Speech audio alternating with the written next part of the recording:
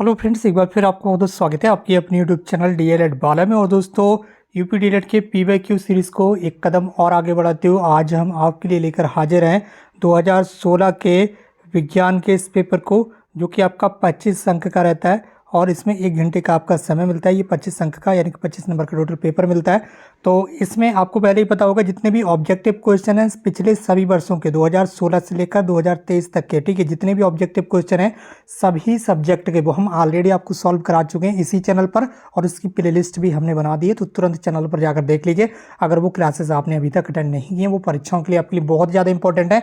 अब आपकी जो अति लघु प्रिपरेशन है ये स्टार्ट हो चुके हैं, इनकी क्लासेस तो लगातार मिल रही हैं। डेली आपको सब्जेक्ट वाइज अलग अलग आपको क्लास मिल रही है। तो जितने भी नए भाई बहन हैं तुरंत चैनल को सब्सक्राइब करके जुड़ जाएं, क्योंकि ये प्रीवियस ईयर क्वेश्चन पेपर जो है इनसे प्रश्न बार बार परीक्षा में रिपीट होते हैं। और जिन स्टूडेंट्स ने ऑब्जेक्टिव क्वेश्चन की क्लास अटेंड की होगी उनको पता चल चुका होगा कि 40 से लेकर 50% तक क्वेश्चन पिछली परीक्षाओं से ही रिपीट हो जाते हैं। तो चलिए दोस्तों, ज़्यादा टाइम ना वेस्ट करते हुए आज की इस क्लास को स्टार्ट करते हैं। और अति लघु प्रश्न की ये सीरीज स्टार्ट हो चुकी है, इसको एक कदम और आगे आप लाएंगे।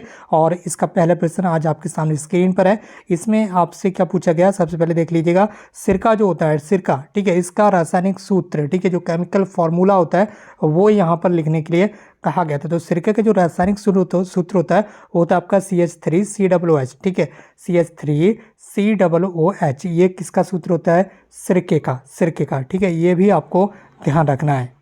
तो दोस्तों, ये तो हो गया आपका सिरके का रासायनिक सूत्र CH3COOH। अगर सूत्र की जगह आपसे पूछ ले नाम बताइए सिरके का रासायनिक नाम, तो आप क्या बताएंगे? एसिटिक आम्ल, ठीक है, क्या बताएंगे आप? एसिटिक आम्ल। सिरके का रासायनिक नाम क्या होता है? एसिटिक एसिड यानी कि एसिटिक आम्ल, ये सिरके का रासायनिक नाम होता है। और ये आपका रासायनिक सूत्र किसका? सिरके का। तो ये भी आपको ध्यान रखना, ठीक है। चलिए बढ़ाएं अपने अगले प्रश्न की ओर। प्रश्न संख्या 7 आपके सामने स्क्रीन पर आ चुका है। मेस्टन हल से रिलेटेड है। मेस्टन हल के मुख्य कार्य कौन कौन से होते हैं तो देख लेंगे फटाफट। मेस्टन हल जो है वो हल्का और छोटा होता है। ये क्या करता है? ये मिट्टी की गहरी जुताई करता है खेतों में, और मिट्टी पलटने का कार्य भी इसके द्वारा किया जाता है। इसमें क्या होता है? मिट्टी पलटने वाला भाग जो होता है वो बड़ा होता है, जिसे मोल्ड बोर्ड भी कहते हैं। इसमें केंद्र की चौड़ाई और गहराई 12.5 सेंटीमीटर तक होती है। इस हल का जो भार यानी कि जो वजन होता है वो लगभग 15 किलोग्राम तक होता है, और खिंचाव 80 से 90 किलोग्राम होता है, ठीक है। तो मेस्टन हल जो है वो लोहे का बना होता है। ये मेस्टन हल के प्रमुख कार्य के रूप में आप लिख सकते हैं, ठीक है। इसी के साथ अगला प्रश्न आपके सामने स्क्रीन पर है। प्रश्न संख्या 8। प्रश्न संख्या 8 में आपसे क्या पूछा गया? नवीकरणीय और अनवीकरणीय संपदा में मुख्य अंतर बता दीजिए, ठीक है। जो नवीकरणीय संपदा है और जो अनवीकरणीय संपदा है उसमें डिफरेंस क्या, फटाफट देख लेंगे। जो नवीकरणीय संपदा है, संसाधन कौन कौन से हैं? वे वस्तुएं जिनका निर्माण तथा प्रयोग जो है वो दोबारा से किया जा सकता है, वो सारी की सारी क्या कहलाती हैं? आपकी नवीकरणीय संपदा कहलाती हैं। अर्थात जिन वस्तुओं की पूर्ति दोबारा सरलता से हो सकती है वे वस्तुएं नवीकरणीय संसाधन कहलाते हैं। नवीकरणीय ऊर्जा हमें अरबों वर्ष तक अनवरत मिलता रहेगा। और नवीकरणीय ऊर्जा यानी कि नवीकरणीय संसाधन कौन से हैं वो भी आप देख लेंगे। सौर ऊर्जा नवीकरणीय ऊर्जा है, पानी की ऊर्जा, ठीक है।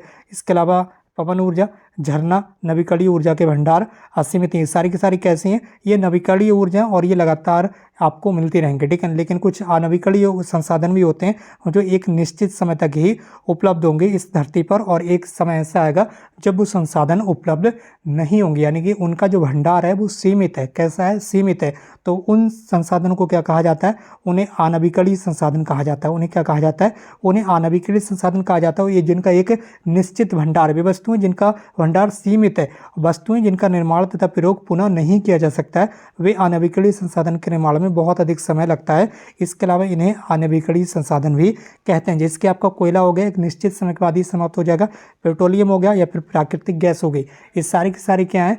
ये अनवीकरणीय संसाधन है, और एक निश्चित समय के बाद ये समाप्त हो जाएंगे, क्योंकि इनका भंडार यहाँ पर निश्चित है, सीमित है, ठीक है।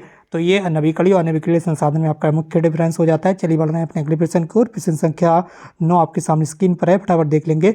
जो वसा होती है, वसा में घुलनशील 2 विटामिनों के, ये भी इंपॉर्टेंट, मोस्ट इंपॉर्टेंट क्वेश्चन है ये, ठीक है। ये कैसे क्वेश्चन है? मोस्ट इंपॉर्टेंट है। तो ये हम कई बार पूछ लेते हैं आपसे ऑब्जेक्टिव में भी कि वसा में घुलनशील विटामिन बता दीजिए और जल में घुलनशील विटामिन बता दीजिए।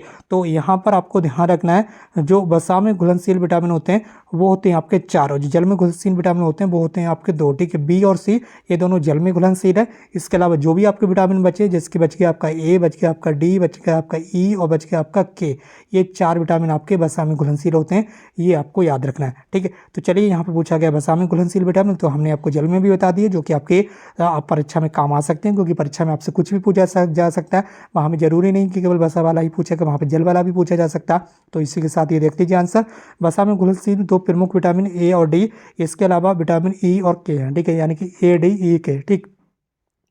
इसके अलावा विटामिन ए के बारे में बता दिया गया है यहाँ पर, और इसके अलावा विटामिन डी के बारे में बता दिया गया। तो विटामिन ए जो मुख्य रूप से शरीर में रोशनी बनाए रखने में मदद करता है। शरीर में विटामिन ए की कमी से आंखों पर बुरा प्रभाव पड़ता है। विटामिन ए की कमी से रतौंधी नामक बीमारी होती है।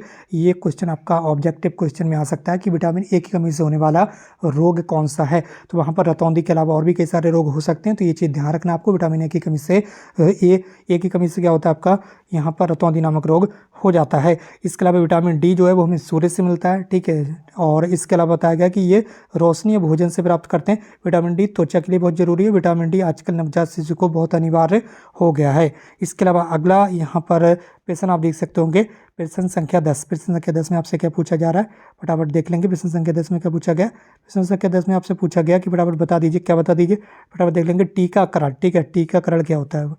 तो टीकाकरण फटाफट देख लीजिए, किसी बीमारी के विरुद्ध प्रतिरोधात्मक क्षमता विकसित करने के लिए जो दवा खिलाई या फिर पिलाई जाती है या फिर किसी रूप में दी जाती है, तो उसे क्या कहते हैं, आपको टीका बोल देते हैं, ठीक है। जो इंजेक्शन वगैरह लगता है, ठीक है, उसके बोल देते हैं टीका बोल देते हैं। और ये प्रक्रिया टीकाकरण कहलाती है। संक्रामक रोगों की रोकथाम में टीकाकरण सबसे अधिक प्रभावी और सस्ती प्रक्रिया है। कोरोना काल में कोरोना को हराने के महत्वपूर्ण टीके विकसित किए गए, जिनमें स्पुतनिक वी, कोवैक्सीन, इसके अलावा कोविशील्ड, ये प्रमुख वैक्सीन थी आपकी, ठीक है, कोविड-19 के लिए, कोरोना के लिए। तो ये सारा का सारी क्या कहलाता है, टीकाकरण ही कहलाता है, ठीक है। जो टीके लगाए जाते हैं इंजेक्शन, उसे टीकाकरण ही बोलते हैं। अगला प्रश्न आपके सामने स्क्रीन पर है, प्रश्न संख्या 11, सरल मशीन, ठीक है, सिंपल मशीन क्या होता है। तो सरल मशीन के बारे में फटाफट यहाँ पर जान लेंगे। तो ये अंतिम प्रश्न आज की क्लास का। सरल मशीन कितने प्रकार की होती है, तो सरल मशीनें हमारा कार्य आसान और तेजी से करती हैं। सरल मशीनें बल की दिशा बदल देती हैं, ये प्रयुक्त बल को बढ़ा भी देती हैं, ठीक है। सरल मशीनें मुख्य रूप से 6 प्रकार की होती हैं, वो भी आप यहाँ पर देख लीजिए, जिसका लीवर हो गया, पहिया हो गया, एक्सल हो गया, धुरी हो गया,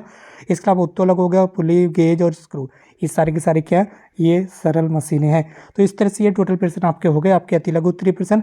और कल की क्लास में आपको पता ही, आपको मैथ का पेपर आ जाएगा, गणित का, ठीक है। तो जितने भी नए भाई बने तुरंत चैनल को सब्सक्राइब करके जुड़ जाएं।